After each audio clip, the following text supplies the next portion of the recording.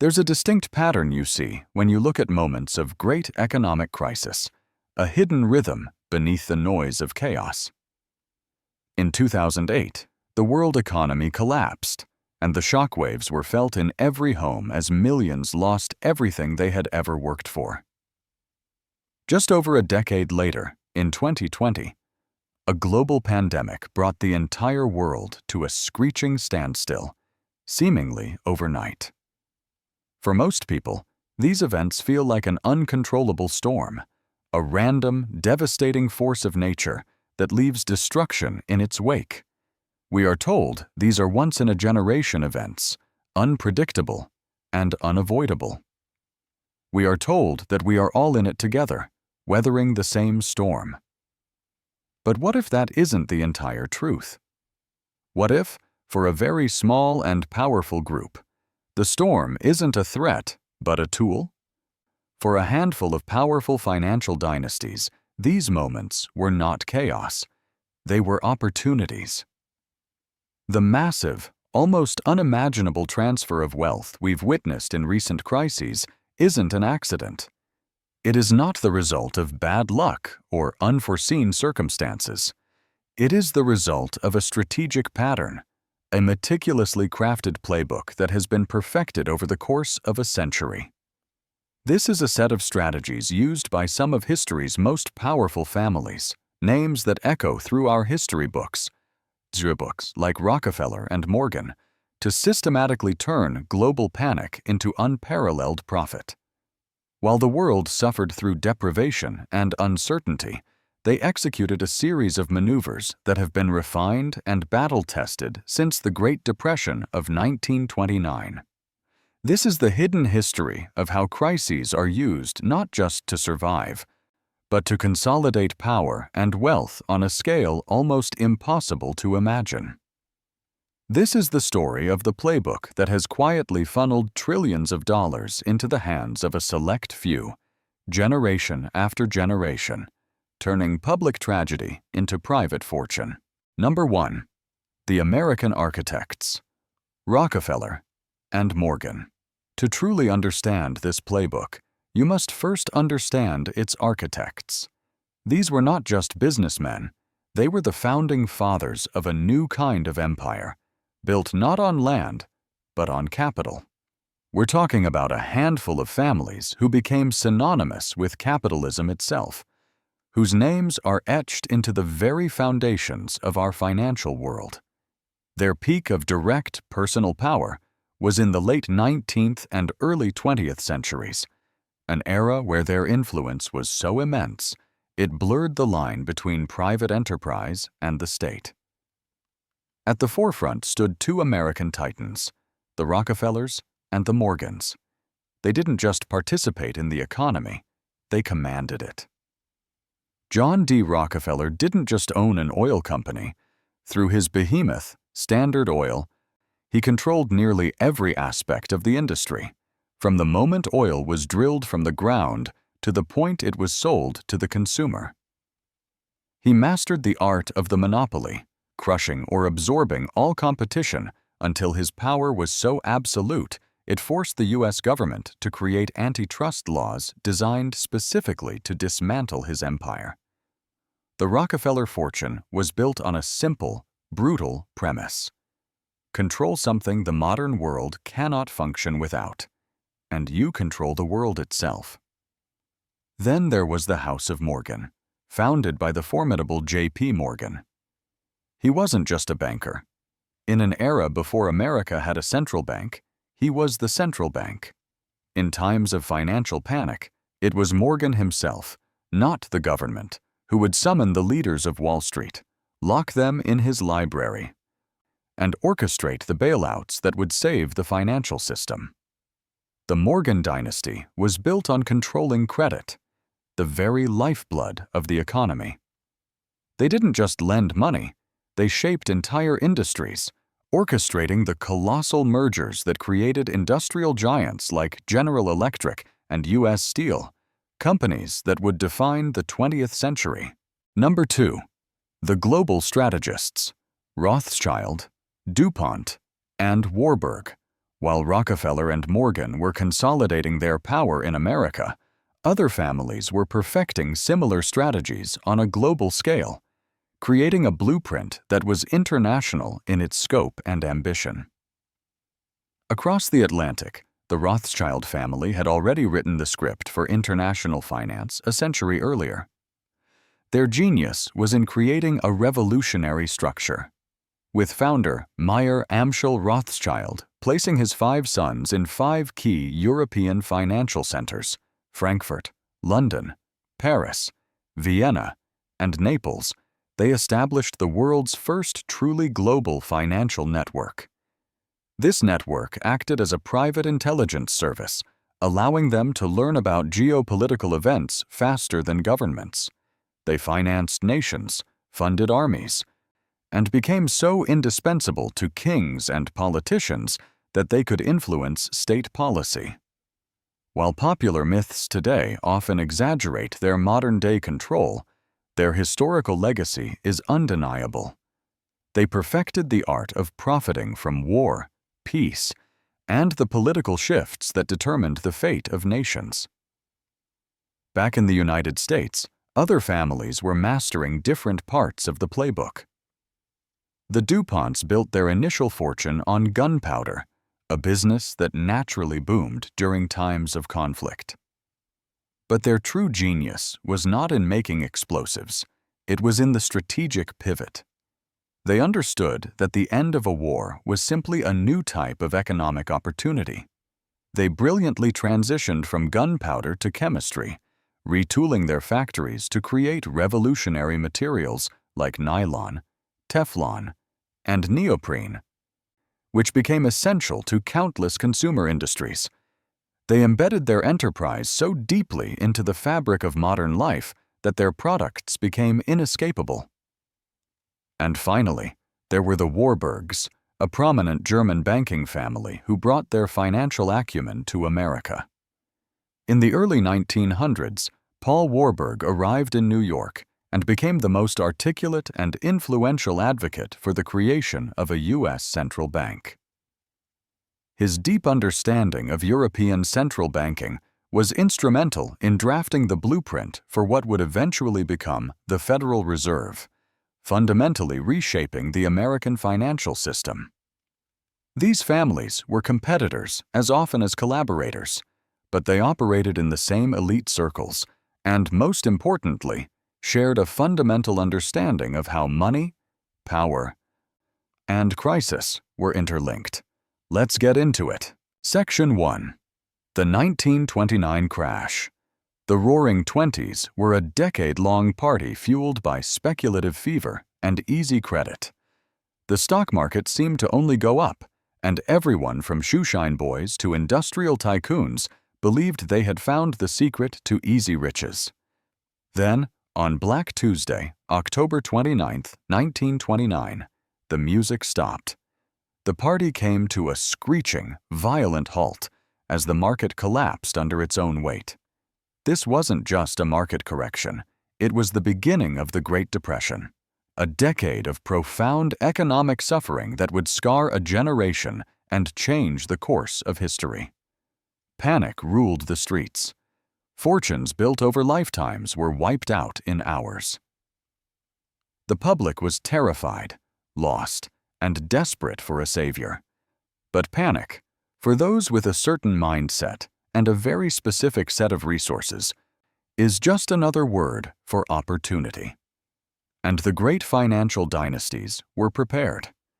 They had seen the warning signs, quietly moving their wealth out of the frenzied stock market and into the safety of cash and gold. While the public was caught in a storm of margin calls and bankruptcies, they were waiting on the shore, ready to act. This is where their unwritten strategies were forged into a repeatable, battle-hardened blueprint. The first rule of this newly forged playbook was immediately put into action: control the flow of capital. In any panic, cash is not just king, it is the god to which everyone prays. As the crash unfolded, prominent bankers from firms like J.P. Morgan & Co. met to form a bankers' pool, publicly positioning themselves as the responsible stewards of the economy, attempting to stabilize the market. But these were not selfless acts of charity. They were strategic interventions that allowed these powerful institutions to manage the crisis on their own terms. With their deep, cultivated ties to the newly formed Federal Reserve, the major banking houses held immense influence over which banks would receive life-saving loans and which would be allowed to fail, vanishing into the abyss. In an economy starved for it, they became the absolute gatekeepers of credit. Section 2. The Great Depression. With the first rule of the playbook, control the capital, firmly in effect, the stage was set for the second, and perhaps most famous rule: buy when there is blood in the streets. The Great Depression was not just a period of hardship. It was the single greatest transfer of assets in American history. For those who had kept their liquidity, who had resisted the speculative mania of the 1920s and quietly moved their fortunes into cash and other safe havens, the crash was the ultimate buying opportunity. While the world saw only ruin, they saw a fire sale on an entire nation. The assets of America were available for pennies on the dollar, and they had the cash to buy. This is where the Rockefeller fortune demonstrated its incredible resilience and strategic foresight. John D. Rockefeller, Jr. had diversified the family's wealth into a vast and complex network of trusts. While stock certificates became worthless paper and real estate prices plummeted into the abyss, these entities were flush with cash, an ocean of liquidity in a desert of insolvency. As smaller businesses, farms, and factories went under, unable to secure loans or find customers, Rockefeller-linked companies like Standard Oil had the capital to purchase them for a pittance. They acquired critical infrastructure, vital resources, and vast tracts of land at absurdly low prices. The most stunning and audacious display of this power was the construction of Rockefeller Center. In the heart of the Depression, as Manhattan real estate values collapsed and construction projects across the city stalled, the Rockefellers initiated one of the most ambitious private construction projects in modern history, acquiring a massive, prime piece of Manhattan real estate when everyone else was desperate to sell. It was a monument to their strategy, built of stone and steel. This principle of acquiring hard assets from desperate sellers became a cornerstone of the crisis playbook, a way to use the chaos of a financial crisis to acquire a much larger share of the real, tangible economy. Section 3. Shaping the recovery. A crisis as profound as the Great Depression guarantees one thing: massive government intervention.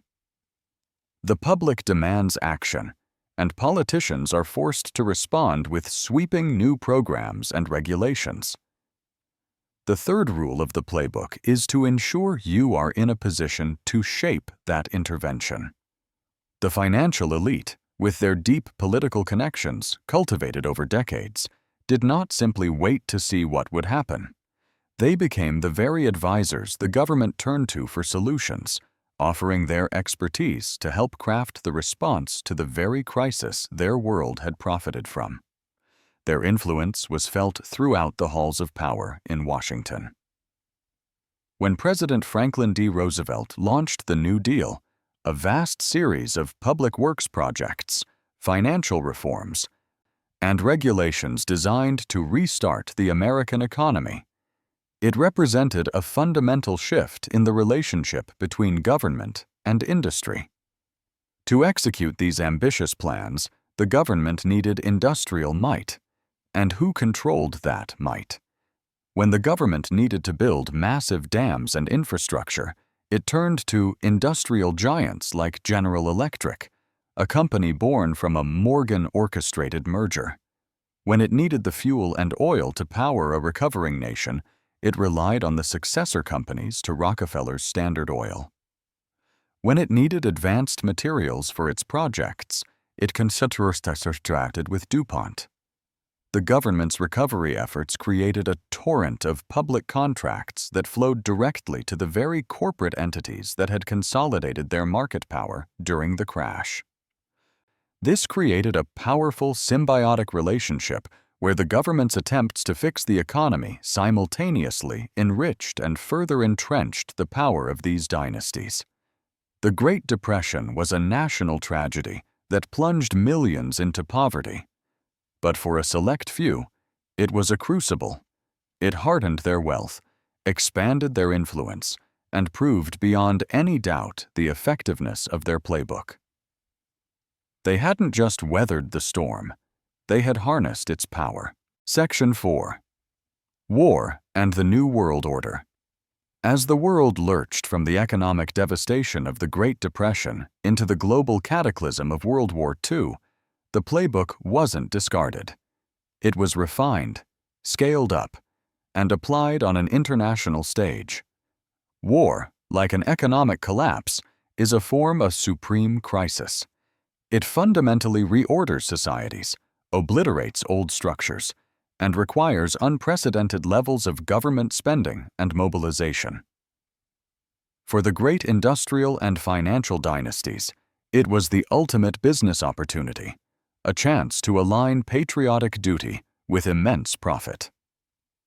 The industrial giants historically linked to these families became the arsenal of democracy, the engine of the Allied war effort.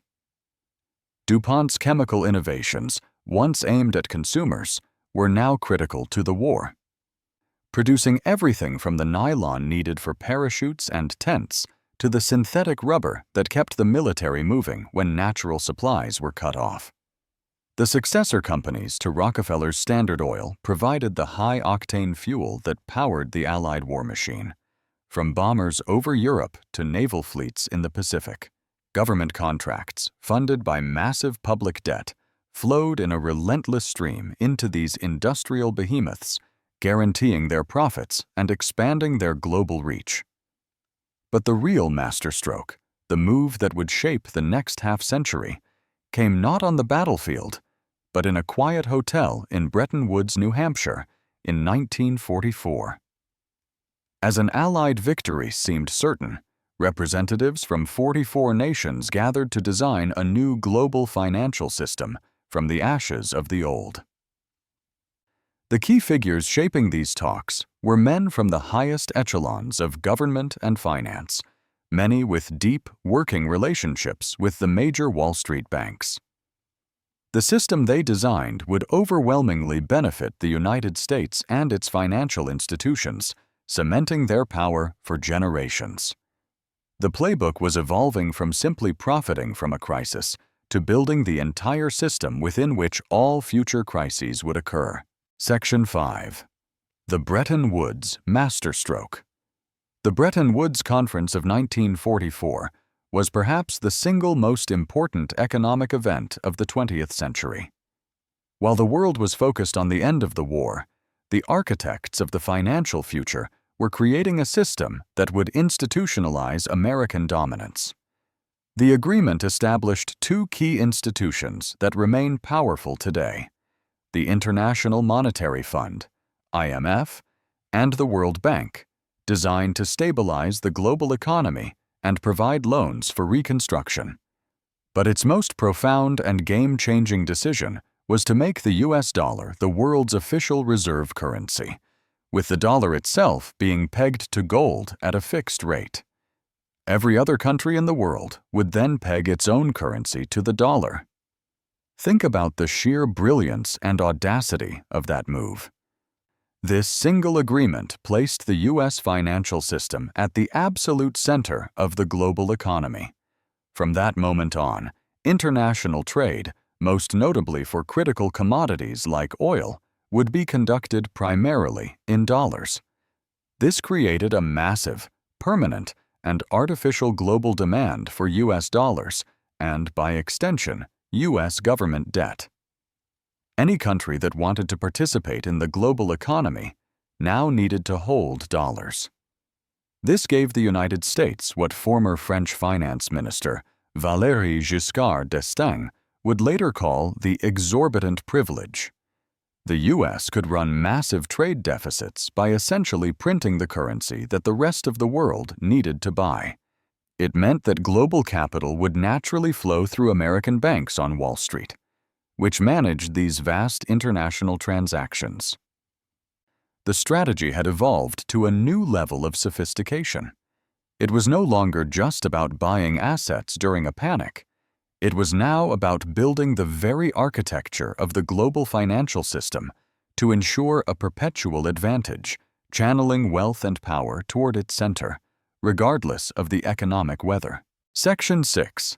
Petrodollars and Consolidation. As the 20th century wore on, the names of the founding families became less visible. Their wealth and influence diffused through vast networks of foundations, trusts, and publicly traded corporations. But the institutions they built and the strategies they pioneered grew more powerful than ever. The playbook was now embedded in the very DNA of the global financial system. The crises of the late 20th and early 21st centuries, from the oil shocks to the 2008 meltdown, demonstrate how this playbook was perfected and executed with ruthless, modern efficiency. The 1970s oil crisis was a geopolitical shockwave. In 1973, OPEC declared an oil embargo against nations that supported Israel in the Yom Kippur War, including the United States. Gas prices skyrocketed, and panic set in. While there is no credible evidence to suggest the Rockefeller family orchestrated this event, the response to the crisis is where the playbook becomes visible again. U.S. officials, led by Henry Kissinger, engaged in intense diplomacy with Saudi Arabia, the world's largest oil producer. The result was the petrodollar system. In a landmark agreement, the U.S. offered military protection and weapons, and in return, the Saudis agreed to price all of their oil sales exclusively in U.S. dollars and to invest their surplus oil profits back into U.S. government bonds. This was a brilliant maneuver. It ensured a constant global demand for dollars to buy oil, effectively forcing the world to use American currency. It also created a massive recycling flow of capital, petrodollars, directly back into the U.S. financial system, managed primarily by the big Wall Street banks. Then came 2008. The playbook was executed with brutal precision. The crisis was born from reckless lending by the biggest investment banks. When the bubble burst, panic was absolute. But for the strongest players, it was a moment of consolidation. As Bear Stearns teetered on the brink of collapse, who was there to pick up the pieces? J.P. Morgan Chase, the direct corporate heir to the Morgan legacy. With government backing, J.P. Morgan acquired its rival for a fraction of its former value, a government-facilitated takeover that allowed the biggest bank to absorb its failing competitors and grow even larger. Section 7. The Pandemic Payday and the Playbook. Revealed, the government's response to the 2008 crisis was the playbook enacted on a national scale. The TARP bailout injected hundreds of billions of dollars directly into the very banks deemed too big to fail, saving them from the consequences of their own actions. This was immediately followed by an unprecedented policy known as quantitative easing, or QE. The Federal Reserve began digitally creating trillions of dollars to buy bonds and other assets directly from the banks. The stated goal was to pump liquidity into the frozen financial system, but the primary effect was a massive inflation of asset prices. The stock market, fueled by this fire hose of new money, began one of the longest and most dramatic bull runs in history. But who owns the vast majority of these assets? The wealthiest households. For the average person, the recovery was slow and agonizingly painful. For those who owned stocks, bonds, and real estate, it was a bonanza. This pattern repeated itself in an even more stark and accelerated form during the COVID-19 pandemic. As the world locked down in 2020, governments and central banks unleashed the single biggest wave of economic stimulus in human history, far eclipsing the response to 2008. The result was a shocking paradox. While millions lost their jobs and small businesses were shuttered, American billionaires saw their collective wealth increase by an estimated $1.7 trillion in just over 2 years. It was the largest and fastest increase in billionaire wealth ever recorded. This is the modern playbook in its perfected, most efficient form. So, what are the rules? First, maintain liquidity and master timing. While others are drunk on debt and speculation, a portion of wealth is always kept safe and liquid, ready to be deployed. Second, control the fountains of credit. From J.P. Morgan's library to the modern Fed, controlling who gets money in a crisis is the ultimate source of power. Third, acquire hard assets from desperate sellers. Use the panic of a financial crisis to buy up the real economy, companies, real estate, infrastructure, at a discount. Fourth, influence the rules of the game.